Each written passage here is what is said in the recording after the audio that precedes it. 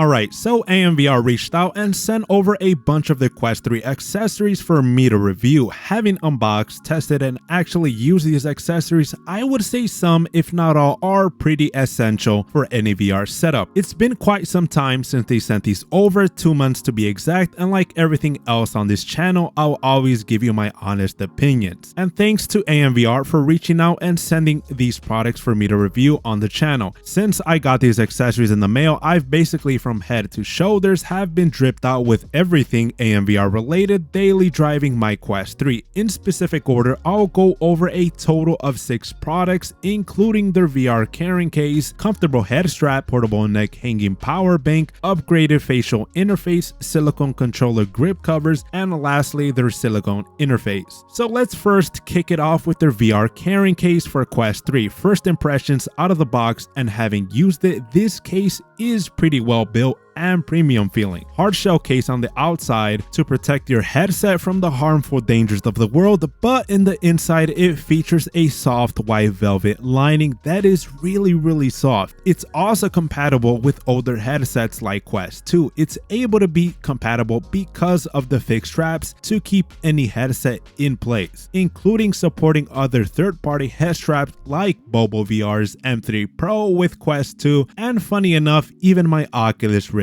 S. Included with the carrying case is this cute baggie for storage and other accessories, and a lens cover for you to protect your precious pancake lenses on your Quest 3. At basically $29, this is a pretty good deal and is miles better compared to Meta's offering at slightly more than half the price. Moving on, let's go over AMVR's comfortable head strap for Quest 3. If you're going from the stock strap to this head strap, that alone is an immediate upgrade. The bar isn't exactly high, but the head strap is durable, compact, and extremely lightweight. The arms on the side are sleek and don't block any accessories like external microphones or adapters. Having used the head strap for 2 months, the strap is still good as new. No personal complaints, and my personal preference when it comes to head straps is that I enjoy Elite style head straps more than the over-the-top Halo head straps like you have with the Bobo. And this is based on the types of games that I play like Saber Beater, as it's more of an athletic tight fit. And one of the pros with over the strap is that for heavy movement games it tends to not shake out of place as much, but a trade-off is prolonged comfort. One bonus with the over the top head strap compared to Halo head strap is that it gives you a better field of view as your eyes are pushed up right on the pancake lenses, comparing to BOBOVR's M3 Pro that sort of just lays in front of your eyes. You end up perceiving a larger field of view, and for me is well worth it. It feels less like looking through a pair of binoculars while looking inside the headset. One thing it does miss is a built-in battery version, as this generation, especially with Quest 3, it's a battery hog compared to Quest 2. This is where this thing comes in. AMVR also sent over this portable neck power bank that is rated at 1000 milliampere hours, weighs 313 grams, rated 5 volts 3 amps on both input and output, providing 15-watt charging, and includes a USB-C 90-degree cable, but it broke with minimal use, and I would recommend going with Anchor for durability with charging cables, as not a single one has broke on me even with heavy use. But any USB-C cable should work fine. Doesn't fully keep up with Quest 3 at 15 watts, as Meta does include an 18-watt power adapter inside the box, but if you're around 20% or more, it should last you perfectly fine. At first, this product is kind of odd, but it definitely has its place in my rotation, as games like Asgard's Wrath 2 can run for hours and hours. If you're a heavy Quest 3 power user, this is a great addition to even other battery packs. It's slightly heavy as you always feel it around your neck, but I personally never found it an issue, but it comes down to personal preferences. With this neck power bank, at first you'll get the full 15 watts, but as it nears around 30 to 40% charge, it'll begin to slow down. With this power bank, you can at least double the playtime of any VR gaming session or for media viewing. This neck power bank is even better while just laying or sitting down while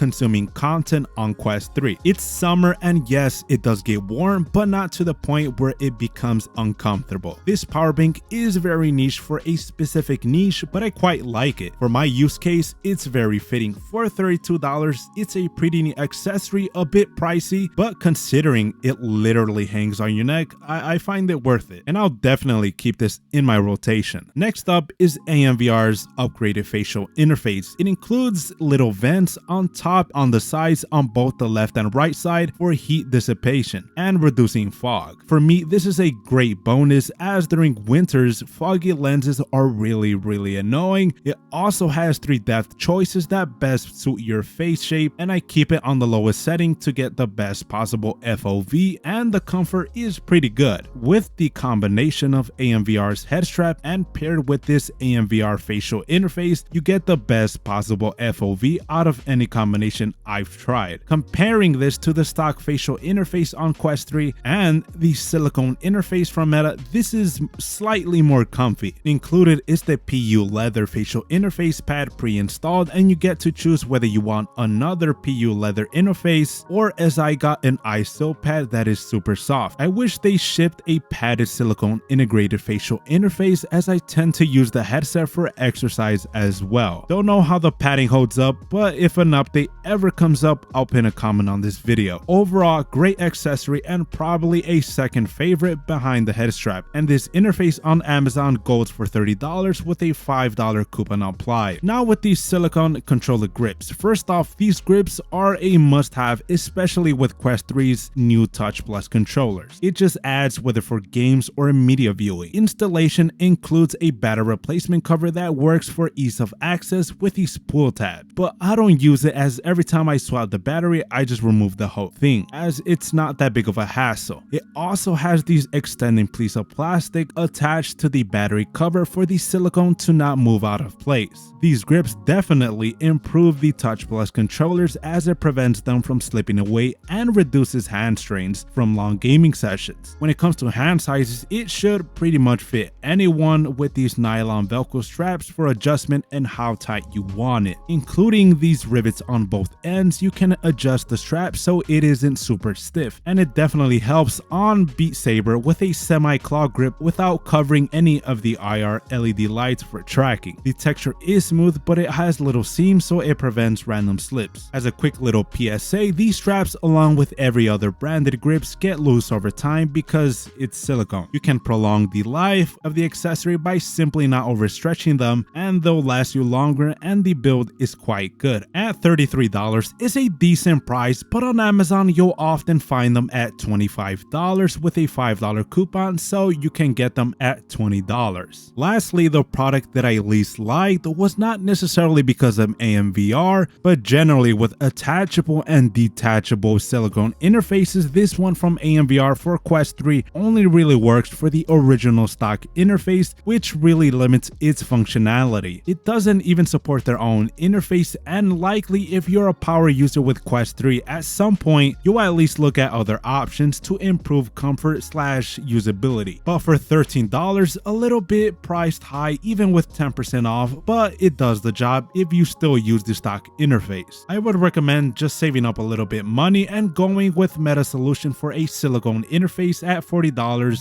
Even then, it's the only one in the market for hygiene, or going with AMVR's upgraded facial interface for overall comfort. And yeah, that's pretty much all AMVR sent over, and thanks to AMVR for sending these products for review. If you have any more questions about said products, I'll do my best to answer them down below in the comment section as detailed as possible. Like always, leave a like, dislike, subscribe for more VR content, news, and reviews, and until the next video, see ya.